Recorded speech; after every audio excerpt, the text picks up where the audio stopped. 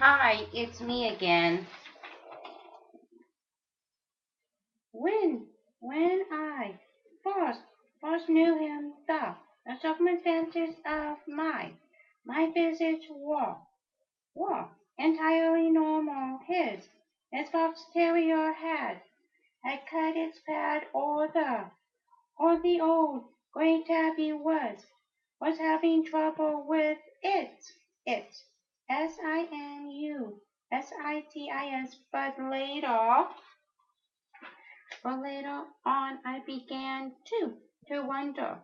He called me out so often on a Wednesday, and the excuse was at times so trivial that I began seriously to suspect that there was nothing wrong with the the animals, but that Arnold was in difficulties with his 9 results, or the easy six. I could never be quite sure, but it was funny how he always always received me with the the same words are Mr. HERRIOT. How are your paws? He used to say the word in a long drawn, lovingly way. Paws. This inquiry had been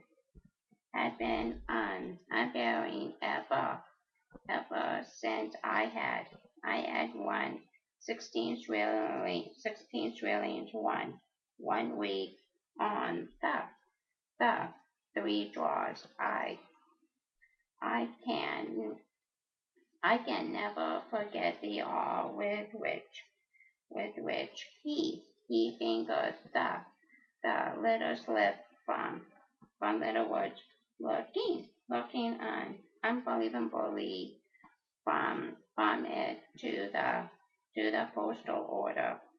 That was the only time I was a winner, but it made no difference. I was still the oracle, unchallenged, supreme. Arnold never won anything ever. The the DENHAMS were a family of note in North Yorkshire. The the immensely wealthy industrialists of the last century had become leaders in the world of agriculture. They were they were journeyman farmers who used their money to build up pedigree pedigree herds of dairy cows or pigs. They plowed out the high stony moorland, and fertilized it, and and made it grow crops. They drained sour bogs, and made them yield potatoes and turnips. They they were the chairman of committees, masters of foxhounds, leaders of the other country's society.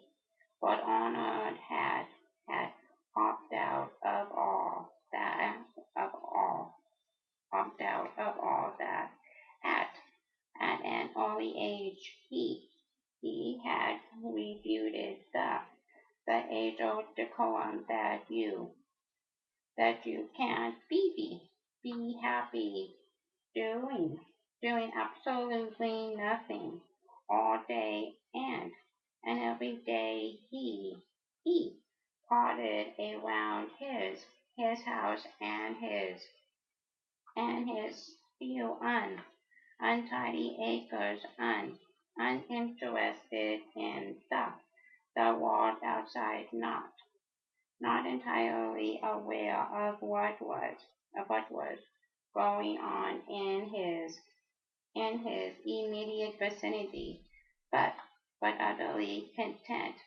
I don't don't think he ever gave a thought to other people's opinions, which was just as well because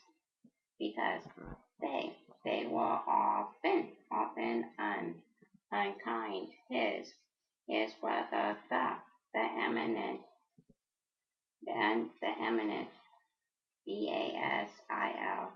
Basildenham referred to to to to him inevitably as that bloody fool, and with the country with the country people, it was often NOBBUT, ninepence, and TSHILLIN.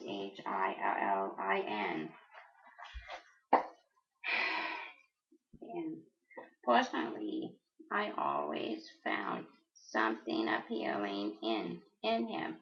He was kind, friendly, with a sense of fun, and I enjoyed going to his house.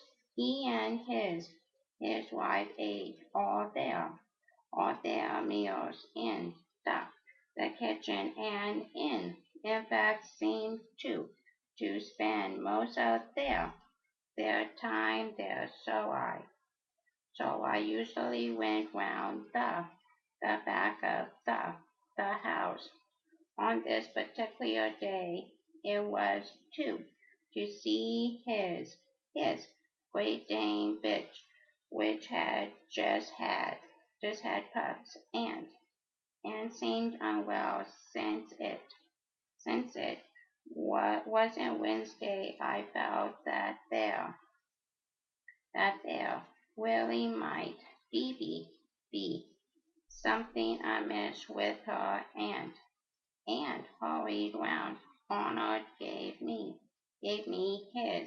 his usual greeting. He had the most attractive voice, round, fruity, mellow, like a bishop's, and for the 100th time I thought how odd it was to hear those organ-like vocal chords intoning such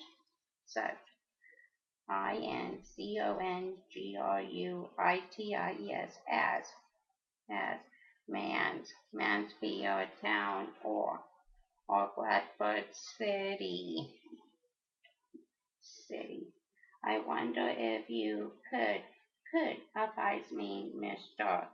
Herriot, he said, as we left the kitchen and entered a long, air-lit passage. I'm searching for a way winner, and I wondered about Sunderland at Ashton, Villa. I stopped and fell into an attitude of deep thought. Why, Your Honor regarded me anxiously. Well, I am not sure, Mr.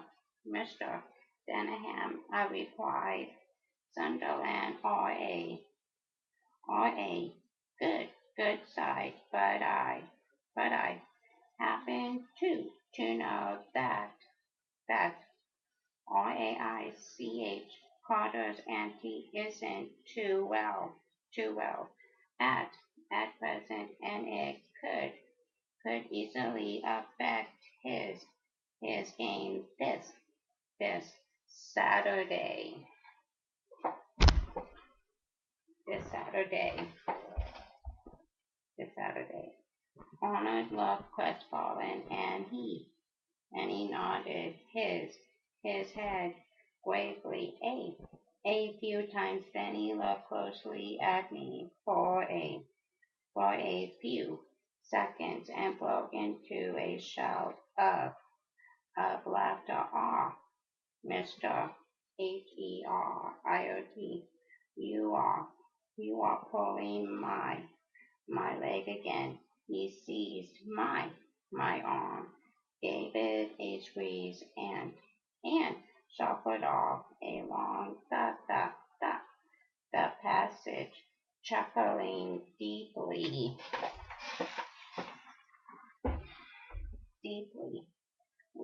We traversed a labyrinth of gloomy cobwebbed passages before he led the way into a little gun room. My patient was lying on a raised wooden dog bed, and I recognized her as the enormous thing I had seen leaping around at previous visits. I had never treated her, but my first foresight of her had dealt a blow at one of my newfound theories that you didn't find big dogs in big houses.